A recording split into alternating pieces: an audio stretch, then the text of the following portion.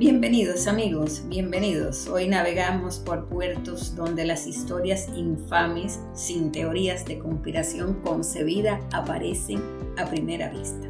Sí, señores, se trata de un informe que he encontrado mientras reviso distintos puertos para, componer y presentar estas crónicas de navegante. Por estos días he leído en las redes historias tan infames y horrendas que cuesta trabajo creerlas porque no hay evidencia gráfica de ellas. Yo me refiero a fotos, testimonios directos de víctimas o de sus familiares. Cuando digo la evidencia, porque generalmente las historias horrendas con las que me voy encontrando en ocasiones solo son creíbles cuando usted ve una foto o cuando usted ve a una víctima o a alguien dando testimonio. No sé si todas las teorías y las historias que se relatan son ciertas, pero sé que muchos de los que se han atrevido a abordar el tema y exponer pruebas y datos en las redes como Twitter, Facebook y YouTube de algunos de sus hallazgos han sido cancelados. Y no faltan los que en este momento enfrentan multas millonarias, como es el caso de un reportero, que no vamos a mencionar aquí por respeto a todo lo que tiene que ver con su caso y las razones por las que ahora enfrenta esa demanda. Se sabe que detrás de términos como adenocromo, pedofilia, cultos satánicos, agencias federales, se esconden tantas mentiras como verdades. No es secreto que hay palabras claves en las redes sociales que atraen más seguidores y compartidos que otras. Yo me atrevo a asegurarlo porque eso lo he visto cuando usted da un titular, cuando usted busca una forma de que sus seguidores entiendan de qué va su video o su post. Si usted utiliza ciertas palabras como misterio, cultos, etcétera, pues cuenta con un mayor número de vistas y de interesados en el tema. No sé si es porque el morbo atrae o es porque la humanidad sabe que se han mantenido muchas verdades ocultas, otras se han manipulado y nos las han presentado de otras formas. Y entonces, tienen la esperanza de que usted le va a presentar informes fidedignos y usted le va a ayudar a abrir su universo cultural y a ampliar su mundo informativo. Yo hoy compartiré con ustedes una historia horrenda y real donde sobran argumentos. Yo la encontré mientras preparaba mis crónicas de navegante y espero que al compartirla con ustedes no me censure Big Tech. De hecho, es una historia que ha sido tratada por uno de los grandes medios y replicada por otros no tan grandes, pero amaestrados igual ante las órdenes de la élite. Yo la comparto y les voy a pedir a ustedes que la compartan igual. Yo siempre les digo que no lo sabemos todo, que nos han engañado, nos han mentido y nos han ocultado verdades, pero también nosotros nos hemos acostumbrado a tragar cuanta basofia nos ponen delante y nos acomodamos y no hacemos nosotros la tarea. Yo aquí les voy a dejar hoy la infame historia de los zoológicos humanos y en la frontera transparente ustedes pueden ir allí y ustedes allí pueden hacer clic y enlazar en el sitio donde se publicó la historia, que dicho sea de paso ha sido reciente, pero que aborda un tema del pasado. Con el titular La infame historia de los zoológicos humanos que se mantuvieron abiertos en Europa hasta 1958, BBC.com muestra una cantidad bastante demostrativa de imágenes que corroboran todo lo que ellos están planteando. Ellos mismos dicen en su subtítulo que es una historia vil y de las peores porque dejó graves secuelas que perviven y se extendió por muchísimos años, quizás siglos, dependiendo de dónde la empieces a contar. En este artículo dice que en el hemisferio occidental podríamos remontarnos al zoológico de Moctezuma, al 9º Tlatoani de Tenochtitlán y gobernante de la Triple Alianza Azteca. Según cronistas españoles como Antonio Solís y Rivadeneira, de 1610 a 1686, además de aves, fieras y animales ponzoñosos, tenía un cuarto donde habitaban los bufones y otras sabandijas de palacio que servían al entretenimiento del rey, en cuyo número se contaban monstruos enanos, corcovados y otros errores de la naturaleza. Bien. Según en este artículo, para ese entonces las deformidades físicas ya no se consideraban malos presagios ni se temían como evidencia de malos espíritus, así que las monstruosidades médicas se convirtieron en componentes estándar de espectáculos itinerantes. Pero quizás un precursor más apropiado para lo que siguió ocurriendo más de 4 siglos después de los primeros viajes de descubrimiento fue la adición que le hizo el cardenal italiano Ippolito de Medici a la colección de animales de su familia. Faltaba más los Medici. Bueno, eso no lo dice el artículo, lo digo yo. En medio del Renacimiento italiano se ufanaba de tener, además de toda clase de bestias exóticas, varios salvajes que hablaban más de 20 lenguas, incluidos moros, tártaros, indios, turcos y africanos. Bien. Según el artículo, había dado un paso más en la deshumanización de quienes eran distintos a la grotesca exhibición de personas nacidas con alguna alteración física. Añadió la posesión de humanos de otras tierras cuya apariencia y costumbre eran diferentes a las europeas. La cúspide de ese tipo de deshumanización, sin embargo, llegaría cientos de años después, cuando las sociedades occidentales desarrollaron un apetito por exhibir especímenes humanos exóticos que eran invitados a París, Nueva York, Londres o Berlín para el interés y el deleite de la multitud. Lo que comenzó como una curiosidad por parte de los observadores se convirtió en una pseudociencia macabra a finales del siglo XIX, con los investigadores buscando evidencia física para sus teorías de la raza. Millones de personas visitaron los zoológicos humanos creados como parte de las grandes ferias comerciales internacionales. En ellas podías ver aldeas enteras con habitantes traídos de lugares lejanos y pagados para representar danzas de guerra o rituales religiosos ante sus amos coloniales. Así, se fue creando un sentido del otro con respecto a los pueblos extranjeros que ayudó a legitimar su dominación. Es posible que en un principio hasta haya sido relativamente inocente, un encuentro con lo desconocido y una curiosidad quizás hasta mutua. En 1774, un polinesio llamado Mai Omai llegó a Inglaterra con el capitán James Cook y fue presentado por el naturalista Joseph Banks en la corte del rey Jorge III, que cayó rendido a sus pies. Toda la corte quedó rendida. Era ingenioso, encantador y astuto, como dice Richard Holmes en La Era de las Maravillas. Su belleza exótica era muy admirada en la sociedad, especialmente entre las damas aristocráticas más atrevidas.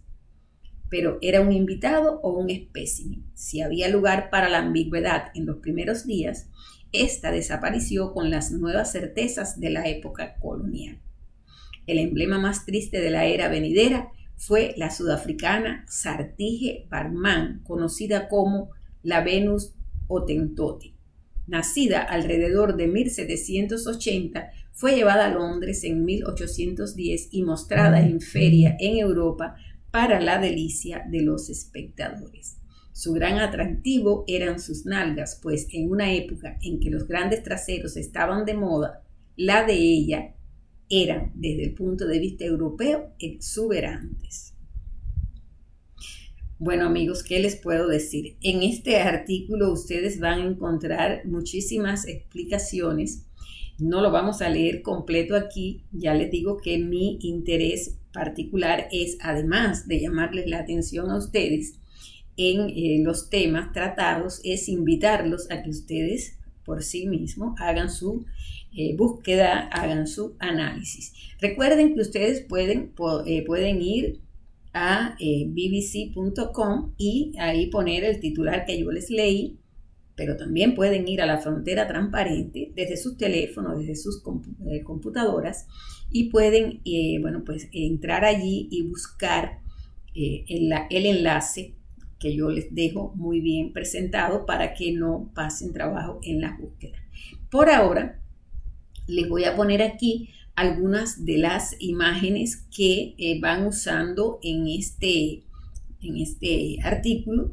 Se las voy a dejar para que ustedes, vean de cierta manera todo lo que pueden encontrar cuando vayan a hacer la lectura completa del artículo y puedan entonces comprender la magnitud de la situación. Aquí, como van viendo, tenemos otras imágenes también que no corresponden a Europa, que van a Latinoamérica y muestran cómo allí los nativos, incluidos los niños, fueron recogidos, fueron embarcados y exhibidos en Europa en los llamados zoológicos humanos. Esto no puede ser más horrendo. Y aquí está una explicación. Los indios patagónicos Tehuelche, Selknam y Cahuéscar eran una rareza, por lo que fueron fotografiados, metidos, pesados y obligados a actuar a diario entre 1878 y 1900. También aquí se van a encontrar otros ejemplos que tienen que ver con otras familias que pasaron a formar parte de todos estos especímenes, como les decían, entre comillas, que se resultaron exhibidos en Europa y en otras partes. Vamos a mirar, por ejemplo, esta que tenemos ahora. Los extremos se encuentran civilizados y salvajes viendo salvavidas familias Igorote en la Feria Mundial de San Luis. Esto es acá en territorio americano, dice la leyenda de la foto. Igual manera, aquí se van a encontrar esta otra foto. Es una niña del grupo de Igorotes de Filipinas en el zoológico humano de Coney Island en Nueva York en 1905. Qué dolor, qué tristeza. Los niños siempre usados también, además de los adultos, de los inocentes, de los ingenuos y de los que vivían en un estado natural del que nunca pidieron que los sacaran y los sacaron, los usaron. Aquí tienen esta otra imagen que ustedes pueden ir viendo y también ahí pueden ir leyendo la explicación que dan sobre quién era la persona, un joven de 23 años, las características que tenía, físicas que tenía y cómo fue traído desde el río Kasai para ser exhibido cada tarde durante el mes de septiembre. Esto lógicamente tuvo sus consecuencias, tuvo sus reclamaciones, hubo sus rechazos por parte de determinados grupos en algunos lugares, incluidos protestas de la Iglesia Afroamericana Baptista, pero finalmente esto fue pasando de moda y resulta que las exposiciones coloniales de Marsella de 1906 y 1922 y de París de 1907 y 1931 continuaban mostrando seres humanos en jaula, a menudo desnudos o semidesnudos. A la de 1931 asistieron 34 millones de personas en 6 meses.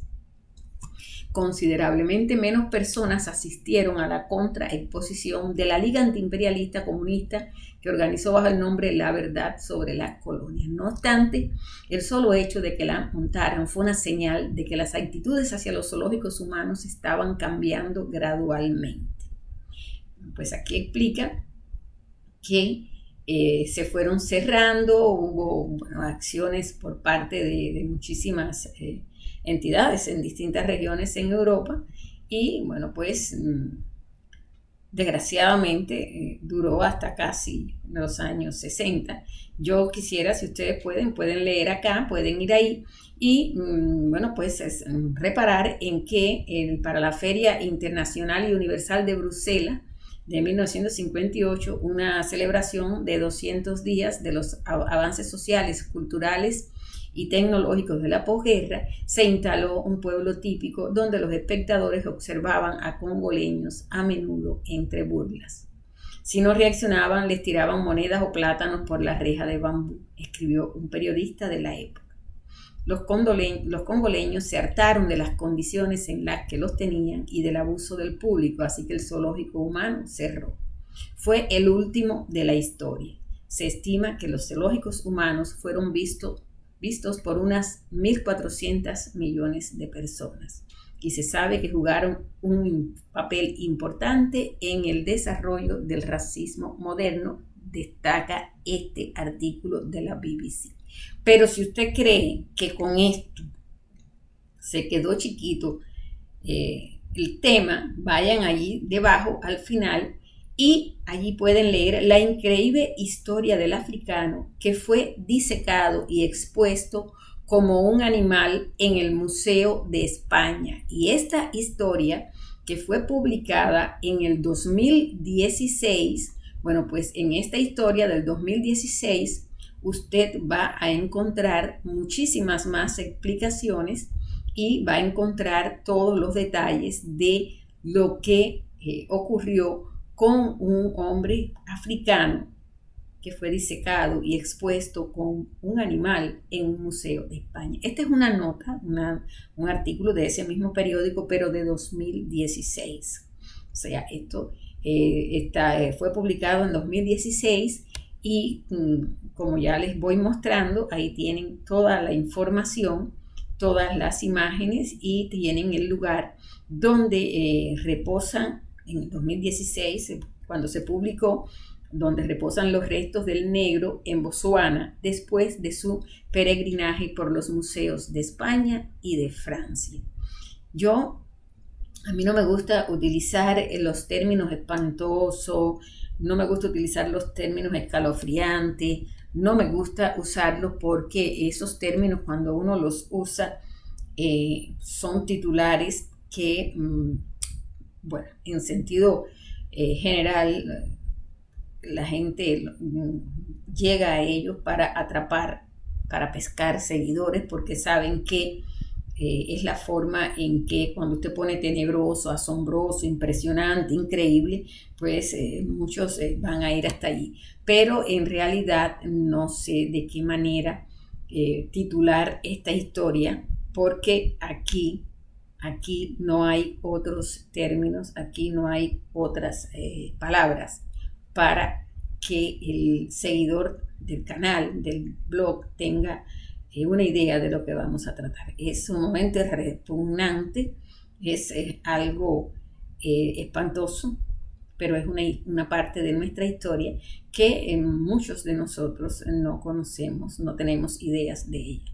Y no me quiero ir sin invitarlos a pasar por la frontera transparente, en primer lugar, porque ahí está esta historia, están los enlaces, pero también porque ahí les dejé esta otra historia, el espanto y el horror. Y esto no tiene que ver nada con el mundo de los zoológicos en Europa, y sí con lo que estamos viviendo hoy por hoy en el mundo entero. A mí navegar me trae muchas amarguras y tristezas, sobre todo cuando me enfrento a informes como ese que les dejé ahí y que fue publicado hace apenas unos días en un sitio que se llama cienciasaludnatural.com, que no lo puedo leer aquí, que no lo puedo poner aquí, porque sabemos cuánto persiguen en esta plataforma a los que, bueno, pues ayudamos a la humanidad a entender un poco el momento que vivimos. Con esto nos vamos hoy, solo les pido que lo compartan, que se lo hagan llegar a sus amigos y, bueno, también que vengan a leerlo aquí en la Frontera Transparente, donde se pueden donde pueden seguirlo dando clic en la barrita azul donde dice seguir la frontera transparente. Y desde luego, si no me has seguido en este blog, en este canal, pues ya sabes que activando la campanita a la derecha te llegan las notificaciones siempre que se publique algo.